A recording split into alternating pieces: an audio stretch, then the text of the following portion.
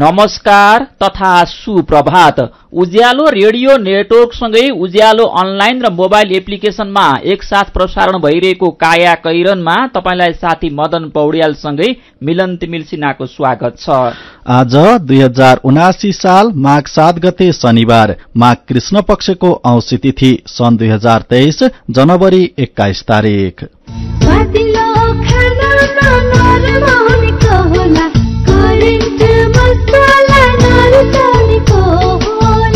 काया कैरनको साथमा करेन्ट मसला र करेन्ट चिया, स्वादको झट्का। काया कैरन सुरु गरौं मुख्य खबरका शीर्षकहरूबाट। हिउँ नदेखिँदा पर्यटकीय गन्तव्य सुनसान, हिमाली र उच्च पहाडी क्षेत्रमा अन्नबाली सहित जडीबुटी उत्पादनमा समेत असर। सम्मानजनक मन्त्रालय नपाएको भन्दै मधेस केन्द्रित दल सरकारसँग रुष्ट, मन्त्रालय भागबण्डामा अरू दलले एकलौटी गरेको आरोप। मन्त्रीको निर्देशनले पनि पुरिएनन् सड़कका खाल्डाखुल्डी, मलेसियामा रोजगारदाता कम्पनीबाट बन्धक थप 12 जनाको उद्धार। अफ्रिकी देश बुर्किना फासोमा जिहादी समूहबाट 2 छुट्टा आक्रमण, सेनालाई सहयोग गर्ने 16 जना नागरिक सहित 18 जनाको ज्यान गयो।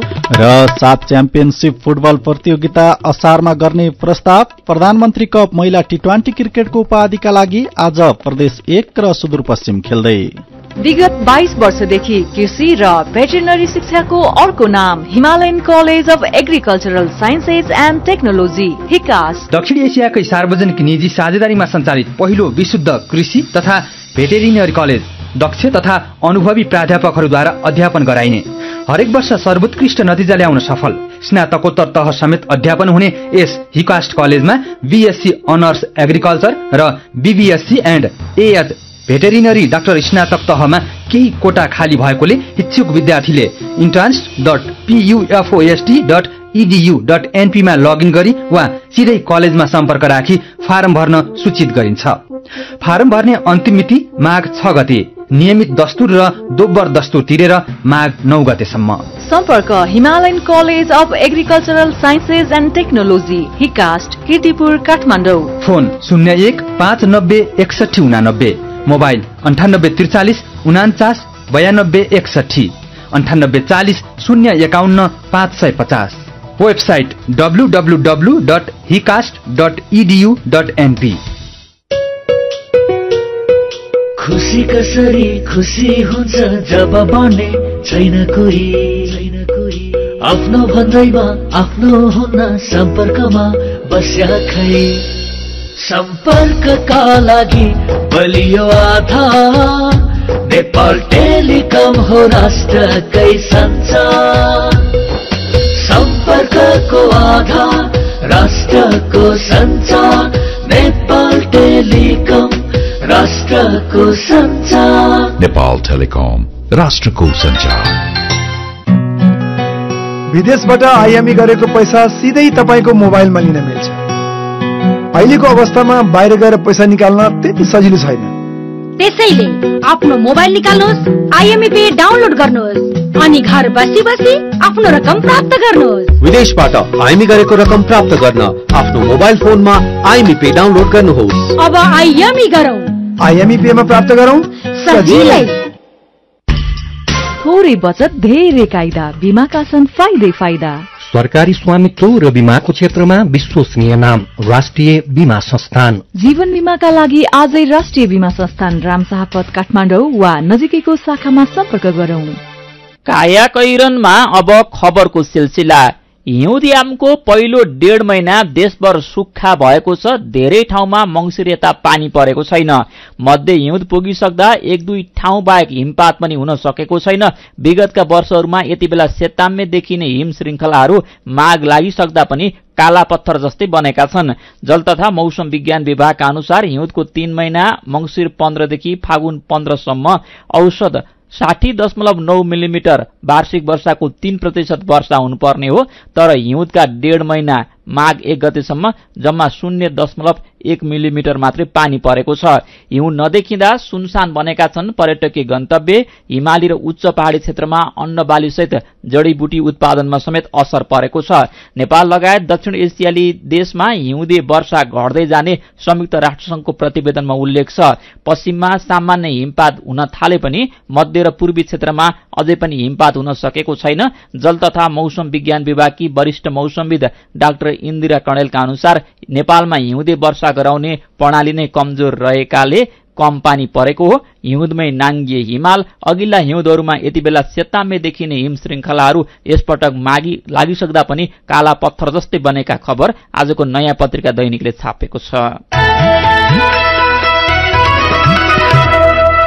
माओवादी अध्यक्ष पुष्पकमल दाहाल प्रचण्डलाई पुष 10 मा प्रधानमन्त्री बनाउन समर्थन गर्ने 7 दलीय मोर्चामा सामेल थिए जसपा र जनमत पार्टी। पुष 26 मा मधेस केन्द्रित अर्को दल लोसापा पनि सरकारलाई विश्वासको मत दिएर सत्ताधारी कित्तामा उभियो। तर सत्ता बाँडफाँडलाई लिएर यी तीनै दल सरकारसँग अहिले रुष्ट भएका छन्। मन्त्री परिषदमा जनमत पार्टीका एकजना मन्त्री भए पनि उहाँले कार्यभार सम्हाल्नु भएको छैन। सरकारमा जान खुट्टा उचालेका जसपा र लोसपा सम्मानजनक मन्त्रालय नपाएको भन्दै पछि हटेका छन्।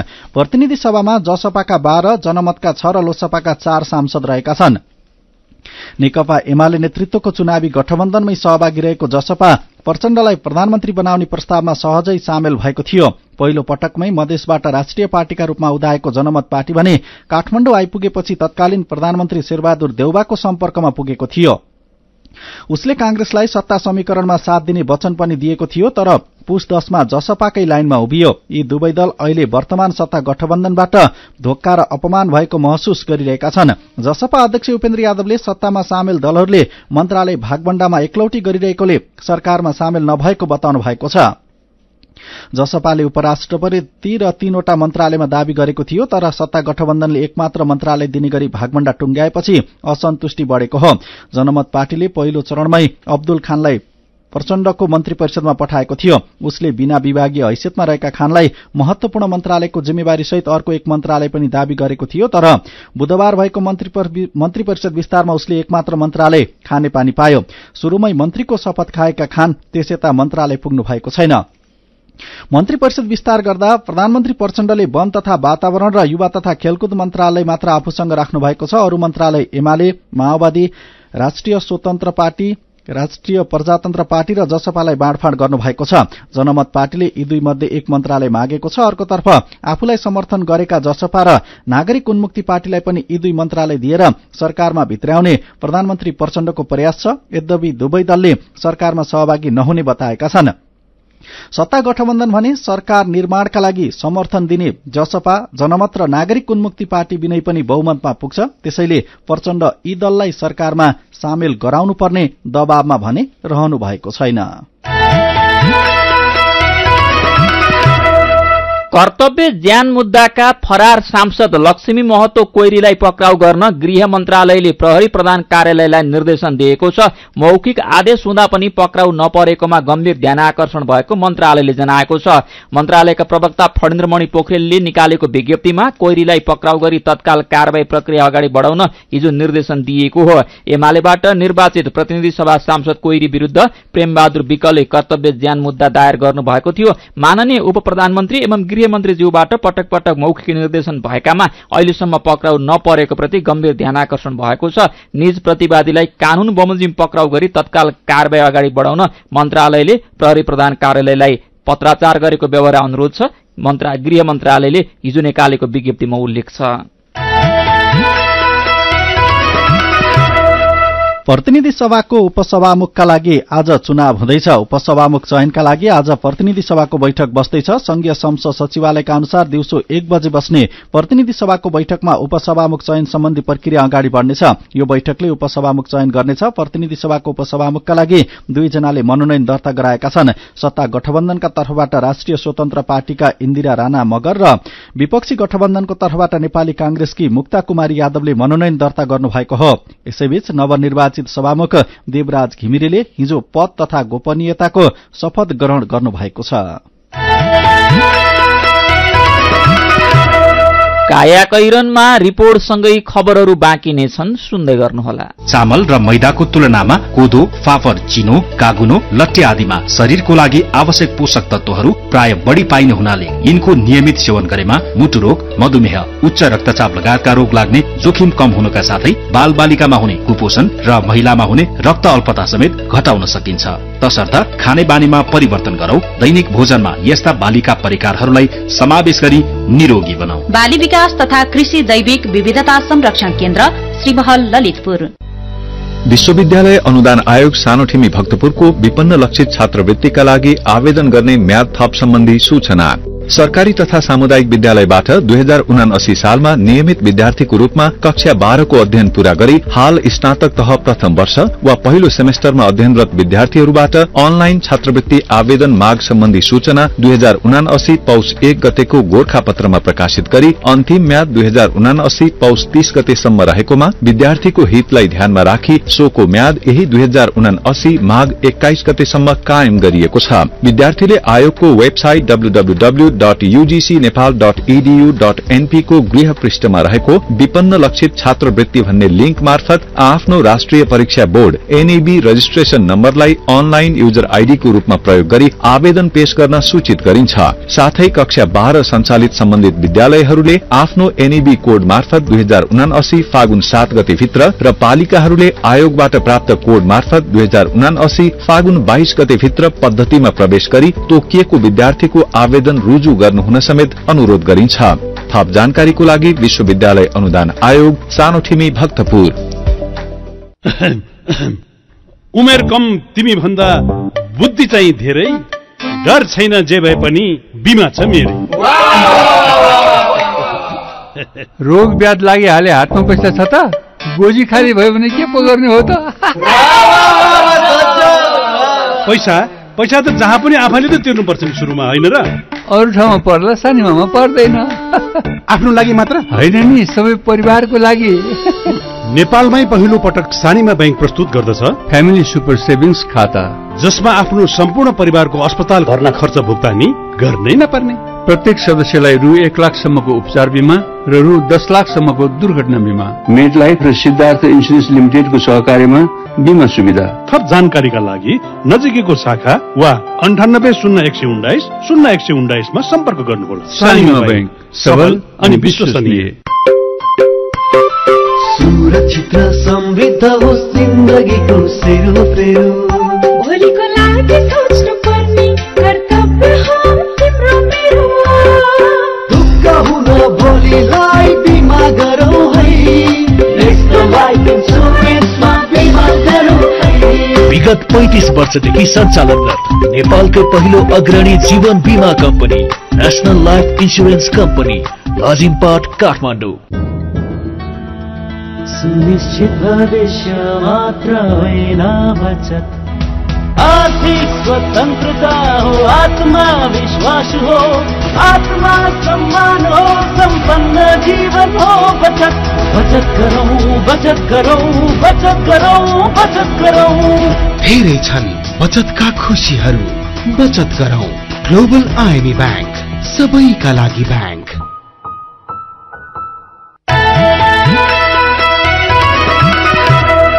उज्यालो रेडियो नेटवर्कसँगै उज्यालो अनलाइन र मोबाइल एप्लिकेशनमा प्रसारण भइरहेको काया कैरनमा तपाईंलाई फेरि स्वागत छ। यतिन्जेल हामीले हिउँ नदेखिँदा पर्यटकीय गन्तव्य सुनसान, सम्मानजनक मन्त्रालय नपाएको भन्दै मधेस केन्द्रित दल सरकारसँग रुष्ट, सांसद कोइरीलाई पक्राउ गर्न गृह मन्त्रालयको निर्देशन, उपसभामुखको लागि आज चुनाव लगायतका खबर प्रस्तुत गर्यौं। अब बाँकी खबर। सरकारमा जिम्मेवारी लिने बित्तिकै नेताहरू सम्बन्ध मन्त्रालयमा आफ्नो आदेशबाट काम भएको देखाउन पछि पर्दैनन्।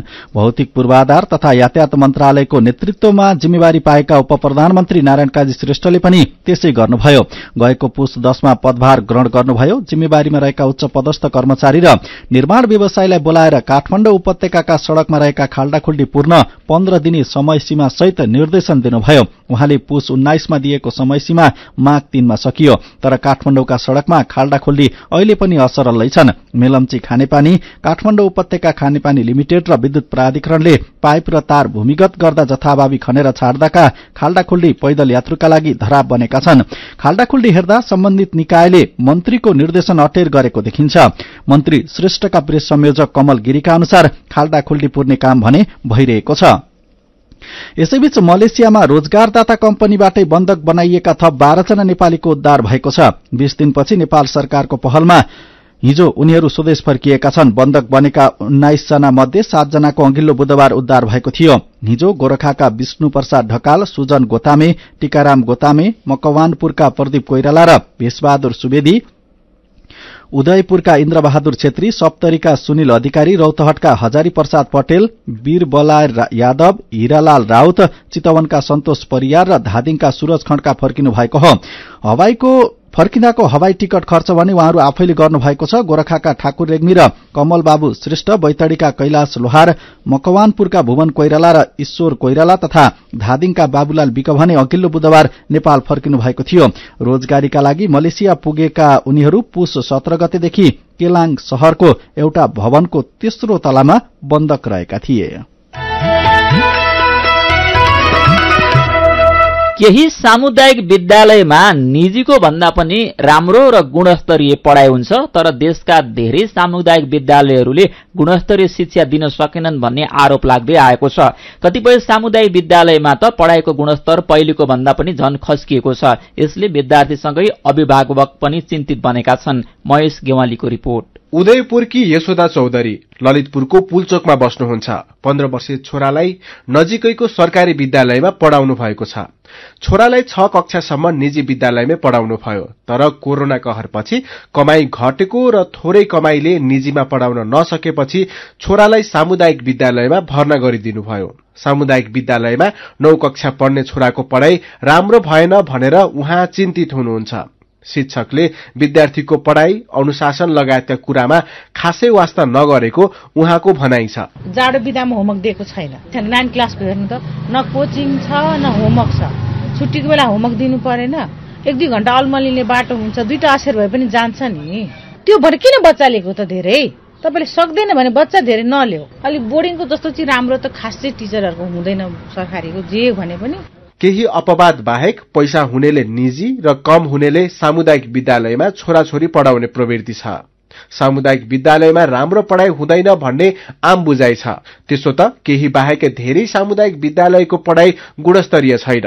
त्यसैले पनि धेरै अभिभावक छोराछोरीलाई निजी विद्यालयमै पढाउन खोज्छन्। भक्तपुरका हरिभण्डारी प्राइभेटसितको चाहिँ मैले पक्षपाती बन्नुको कारणले सरकारी चाहिँ मेहनती नभएको, आफ्नो गुणस्तर नसुधारेको, भएको भन्दा पनि तल आफ्नो चाहिँ शैक्षिक स्तर खस्काएको परिस्थिति नै आफै झल्किन्छ।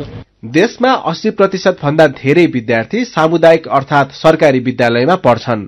पछिल्लो 5 वर्षमा राष्ट्रिय परीक्षा बोर्डको माध्यमिक शिक्षा परीक्षा एसईईमा राम्रो ग्रेड प्राप्त गर्ने सामुदायिक विद्यालयका विद्यार्थी 20% भन्दा कम छन्। तर निजीमा भने यो संख्या 80% माथि छ। सरकारी विद्यालयको शिक्षा पहिले भन्दा खस्किँदै गएको छ भन्नुहुन्छ काठमाडौँको त्रिपुरेश्वरमा रहेको विश्व निकेतन माविका प्रधानाध्यापक हेरम्बराज कडेल। विद्यार्थीहरूको अभ्यास पुगेन, कतिपय अवस्थामा कोर्स नै नसकेको स्थिति हेर्नुहोस्। कोर्स चाहिँ भने जेनतेन तरकारेण भने जस्तो एनकेनतर चाहिँ भन्दैन, कोर्स त सकाइसकेपछि विद्यार्थीहरूको कमजोरी पत्ता लगाएर चाहिँ भन्दाखेरि उनीहरूलाई फेरि सुधार नपाउने, अभ्यास गर्न पाउने त्यो स्थिति रहेन क्या। हामीले यसलाई एउटा पेसाको रूपमा बुझौँ, यानि कि एउटा जागिर हो र जागिरमा चाहिँ भनेदेखि अब त्यतिकै जे गरे नि हुन्छ भन्ने कुरा भन्ने किसिमको बुझाइ भयो, त्यो होइन। अलिकति तुलनात्मक रूपमा चाहिँ भनेदेखि कमजोर भएको हो। सामुदायिक र निजी विद्यालयमा पढ्ने विद्यार्थीको सिकाइ र उपलब्धिमा ठूलो अन्तर देखिने गरेको छ। राजनीतिक हस्तक्षेप, शिक्षामा दक्षताको अभाव, अभिभावकमा चेतनाको कमीले गर्दा सरकारी विद्यालयमा शिक्षाको गुणस्तर सुध्रिन सकेको छैन। सरकारी विद्यालयको यस्तो अवस्था सुधार्न के गर्नुपर्छ त? शिक्षाविद विद्यानाथ कोइराला। जो शिक्षक आफै म मेरो पेशा हो भन्ने किसिमको कुरो कान सोध्ला। दोस्रो प्रधानाध्यापक डिजाइन, जसले चाहिँ म प्रधानाध्यापक भएपछि यो किसिमको काम गर्छु भन्ने किसिमको हिसाबले लान सक्ला। दोस्रो डिजाइन। तेस्रो डिजाइन चाहिँ व्यवस्थापन समितिको डिजाइन, जो चाहिँ व्यवस्थापन समितिले यसरी लान्छु भनेर चाहिँ त्यसरी जाने डिजाइन। चौथो डिजाइन चाहिँ पालिकाले नियमन गर्ने वा नियन्त्रण गर्ने अथवा चाहिँ सरसहयोग गर्ने किसिमको डिजाइन। यो 4वटा डिजाइनमा कुन डिजाइन तपाईलाई तपाईको स्कुलमा उपयुक्त हुन्छ लागू गर्नुस्, तब कुन पालिकामा कुन डिजाइन काम गर्छ लागू गर्नुस् भन्ने किसिमको दृष्टिकोण भयो भने मलाई लाग्छ समस्या जानेरी छ, हिर्काउन पनि दिन सकिन्छ, समाधान पनि दिन्छ। कायाकैरनमा मेरो पनि भन्नु छ र कार्टुनसँगै खबरको सिलसिला बाँकी नै छ, सुन्दै गर्नुहोला। एचआईभी का बारेमा खुलेर कुरा गरौं। सँगै बस्दा, खाँदा, पढ्दा र सँगै खेल्दा कुनै किरा वा लामखुट्टेले टोक्दा एचआईभी सर्दैन। हात मिलाउँदा, अंकमाल गर्दा तथा चुम्बन गर्दा, एउटै चर्पी प्रयोग गर्दा र अरूको लुगा लगाउँदा एचआईभी सर्दैन। समयमै उपचार गरेमा एचआईभी संक्रमित पनि स्वस्थ व्यक्ति सरह बाँच्न सक्छन्। त्यसैले नियमित औषधिको सेवन गरौं र स्वस्थ जीवन बाँचौं। एचआईभी को औषधि एआरभी हरेक सरकारी अस्पतालमा निशुल्क पाइन्छ। एचआईभी संक्रमितहरू अरू भन्दा भिन्न होइनन् भन्ने कुरा बुझौं र समान व्यवहार गरौं। एचआईभी संक्रमितहरूमाथि हुने भेदभावको अन्त्य गरौं। Nepal youth foundation, 12+, Lumbini plus र मकवानपुर महिला समूह। मिठो मिठो खानाले सबको मन नाच्ला, स्वादिलो खानामा नरमा हुनेको होला, करेन्ट मसला नभरेको, करेन्ट मसला नरुचाउनेको होला। Hygienic, tasty and fresh Trimurti Industries Private Limited Rupandehi बुटवलद्वारा उत्पादित करेन्ट चिकन मसला, सब्जी मसला, चाउमिन मसला, मोमो मसला, चाट मसला, गरम मसला र अन्य विभिन्न मसलाहरू। करेन्ट मसला, स्वादको झट्का। मेरा छोराछोरीको सपना अन्तर्राष्ट्रिय स्तरको उच्च शिक्षा। म पनि यस्तै चाहन्छु। मलाई विश्वास छ हाम्रो सपना र चाहनालाई पूरा गर्छ नेपाल जापान सेवा सेन्टरले। हजुर, उच्च शिक्षाको लागि जापानको जुनसुकै सिटीमा अध्ययन गर्न र जापानिज भाषा सिक्नको लागि हामी तपाईको साथमा छौं। सम्पर्क नेपाल जापान सेवा centre, Nagpokhari, Kathmandu. Phone number 4428 242 4428 242। Come once, you will certainly be benefited. उज्यालो रेडियो नेटवर्क मार्फत देशभरिका विभिन्न एफएम स्टेशन तथा उज्यालो अनलाइन र मोबाइल एप्लिकेशनमा प्रसारण भइरहेको कायाकैरनमा तपाईलाई फेरि स्वागत छ। अब बाँकी खबर। उत्तरी तातोपानी नाका सर्वसाधारणका लागि नखोलिएको 7 वर्ष पुग्दा सीमासँग जोडिएका 2 गाउँ रित्तिने क्रममा छन्। यो सिन्धुपाल्चोकको खबर हो। सीमा बजारमा आबद्ध धेरैजसो स्थानीय व्यवसायी र मजदूर नाका ठप्प भएता पलायन हुन थालेका छन्। भोटेकोशी गाउँपालिका 2 का अध्यक्ष कुमार श्रेष्ठले त्यहाँका 5 वडा र 12 नगरपालिकाका 2 वडाका धेरैजसो स्थानीय विदेश पलायन भएपछि गाउँमा अहिले युवा भेटिन मुस्किल भएको बताउनुभयो। यससँगै सीमा क्षेत्र तातोपानी, लिस्तीकोट, दुगुना, फुलपिङकट्टी र मार्विङका 2000 भन्दा बढ़ी युवा विदेश गएको भोटेकोशी गाउँपालिकाले जनाएको थियो। त्यतिबेला नाकामा सानोतिनो व्यापार गरेका प्राय विदेशीको अवस्था छ। नाका नखुल्दा स्थानीय र व्यवसायको बेहाल भएको वडा अध्यक्ष श्रेष्ठले भन्नुभयो। उहाँका अनुसार विदेश जानेहरू धेरैजसो खाडी देश पुगेका छन्। भोटेकोशी गाउँपालिकाको जनसंख्या झण्डै 17,000 छ, तर यतिबेला आधा गाउँ खाली भइसकेको छ। सर्वसाधारण आउजाउका लागि नाका बन्द भएता भोटेकोशी क्षेत्रका घर नै खाली गरेर पलायन हुने क्रम दिनौ बढ़िरहेको छ। नेपालका लागि चीनको लासा स्थित महावाणिज्य दूत नवराज अधिकारीका अनुसार चीनले मालवाहक सवारी रूटमा सुरक्षा प्रोटोकल अनिवार्य नगरेर आउजाउ खुकुलो बनाएसँगै निर्यात खुलाउने सम्भावना केही सकारात्मक संकेत भए पनि देखिने गरी प्रगति भने भएको छैन। नाका नखुल्दा रित्तितै गाउँ शीर्षकको खबर कान्तिपुर दैनिकले छापेको छ। मेरो पनि भन्नु छ। श्रम, रोजगार तथा सामाजिक सुरक्षा मन्त्री डोल प्रसाद अर्यालले वैदेशिक रोजगारीमा जाने प्रवृत्तिलाई बाध्यात्मक नभएर स्वैच्छिक बनाउने बताउनु भएको खबर उज्यालो अनलाइनमा पढेर किशोर जंग रायमाझी सुझावसहित लेख्नुहुन्छ। वैदेशिक रोजगार रोक्न उचित योजना हुन पर्यो, देशमा उद्योग कल कारखाना खोल्न पर्यो अनि बन्द भएका सञ्चालनमा ल्याउन पर्यो। श्रमको मूल्य अनि सम्मान हुन पर्यो। भाषण गरेर मात्र देशमा बहार आउँदैन, काम गर्न पर्यो। जीवनको ऊर्जाशील 2 दशक वैदेशिक रोजगारीका सिलसिलामा खाड़ी देशमा बिताएपछि यति बेला रुकुम पूर्व भूमे गाउँपालिका 3 का भागीमान पुन गाउँघरमै कृषि पेसामा रमाउन थाल्नु भएको खबरमा राजु खड्काको प्रतिक्रिया छ। धेरै राम्रो काम गर्नुभएको रहेछ। पराईको देशले सिकाएको काम गरेर आफ्नै पाखा पखेरामा लुकेको धन निकाल्नु भनेको आफ्नो पौरख र गौरवको कुरा हो। सभामुख देवराज घिमिरेले आफू नेकपा एमालेसँग सम्बन्धित सबै जिम्मेवारीबाट अलग रहेको बताउनु भएको खबरमा विक्रमजङ थापाले राम्रो शुरूआत हो तर व्यवहारमा पनि लागू हुनु पर्यो, दलगत स्वार्थ भन्दा माथि उठेर काम गर्नुस्, सफल कार्यकालको शुभकामना भनेर लेख्नु भएको छ। अनि बढ़ी धुवाँ फाल्ने 27 वटा गाड़ी कार्यवाहीमा परेको खबरमा पञ्जु चौधरी र नेत्र तिवारी लेख्नुहुन्छ, गाड़ीको पछि मात्र लागेर हुँदैन, डिजेल र पेट्रोलको शुद्धता पनि जाँच्नुपर्छ र बाटोको अवस्था पनि हेरेर जति सक्दो चाँडै मर्मत गर्नुपर्छ। विचारको लागि तपाईलाई धन्यवाद। मेरो पनि भन्नु छ। मेरो पनि भन्नु छ प्रस्तुत गर्दै हुनुहुन्थ्यो साथी मल्लिका थापा। काया कैरनमा अब विदेशको खबर। अफ्रिकी देश बुर्किना फासोमा जिहादी समूहले 2 छुट्टा छुट्टै आक्रमण गरेको छ। ती घटनामा परि सेनालाई सहयोग गर्ने 16 सहयोगी सहित कम्तीमा 18 जनाको ज्यान गएको छ। बुर्किना फासोको उत्तर र उत्तर पश्चिममा सेनालाई सहयोग गर्ने एक नागरिक समूहमाथि आक्रमण भएको हो। पश्चिम अफ्रिकाको भूपरिवेष्टित देश बुर्किना फासो गरिब र सुरक्षाको हिसाबले विश्वको अस्थिर देशमध्ये एक पर्छ। त्यहाँ द्वन्द्वका कारण 10,000 को ज्यान गएको छ भने झण्डै 20 लाख मानिस विस्थापित भएका छन्। उत्तरी प्रान्त बामामा बिहिबार पनि आक्रमणको घटना भएको अन्तर्राष्ट्रिय सञ्चार माध्यमले जनाएका छन्। दुईवटा आक्रमणमा भएको मानवीय तथा भौतिक क्षतिको पूर्ण विवरण भने आउन बाँकी छ।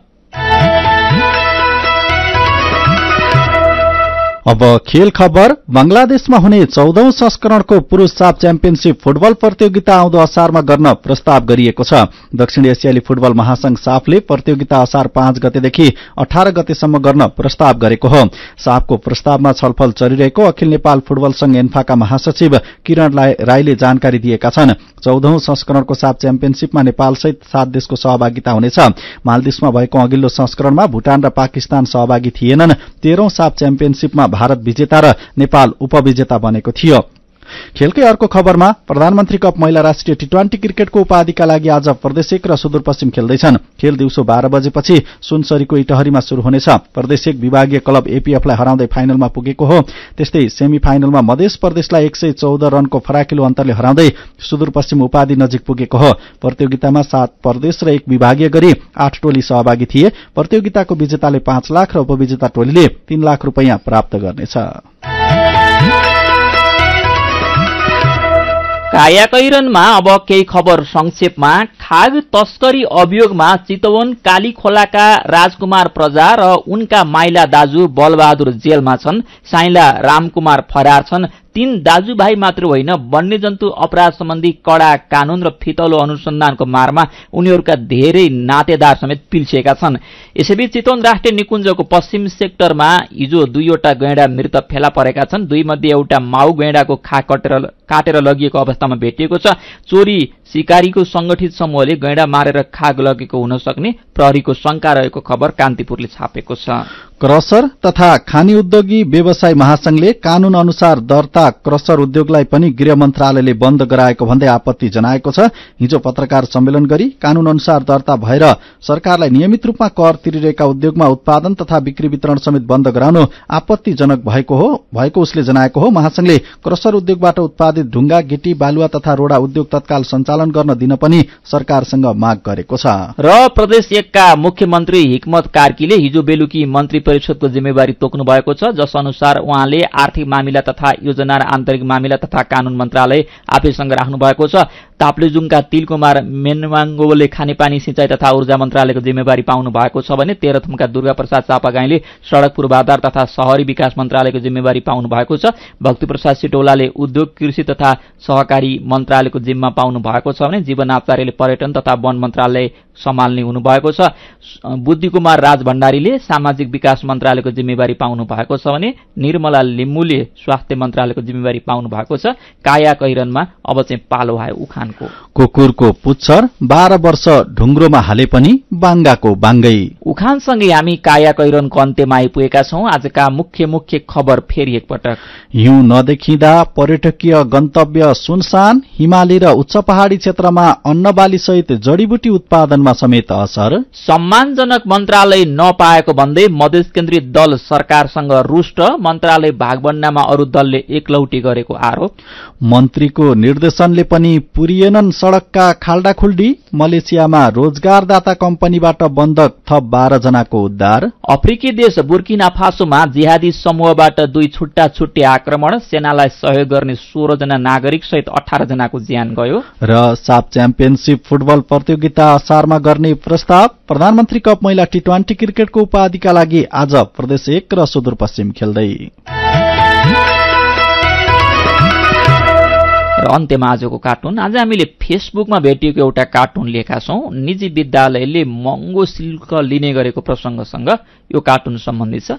यहाँ एकजना मान्छे सानो बच्चा लिएर बोर्डिङ स्कुल गइरहेका छन्। भित्र अफिसमा मोटा घट्टा खाइलाग्दा अनुहारका प्रिन्सिपल भर्ना गर्न को बच्चा आउला भनेर बाटो हेरेर बसिरहेका छन्। सानो बच्चा लिएर मान्छे आएको देख्ने बित्तिकै उनी त्यसै मस्केका छन्। अनि बच्चा लिएर पुगेका मान्छे खल्तीबाट पैसाको बिटो निकालेर भन्दैछन्, यति पैसा तिरेपछि त मेरो बच्चा खर्र पढ्न सक्ने होला नि है प्रिन्सिपल बाबु। आजको काया कैरन सकिएको छ। उज्यालो मोबाइल र अनलाइनमा प्रसारण भइरहेका रेडियो र अनलाइनका सामग्री भाइबरमा पनि उपलब्ध छन्। काया कैरनबाट प्राविधिक साथी प्रवीण श्रेष्ठसँगै हामी पनि बिदा माग्छौं। घर बाहिर निस्कँदा मास्क लगाउन नबिर्सौं। नमस्कार।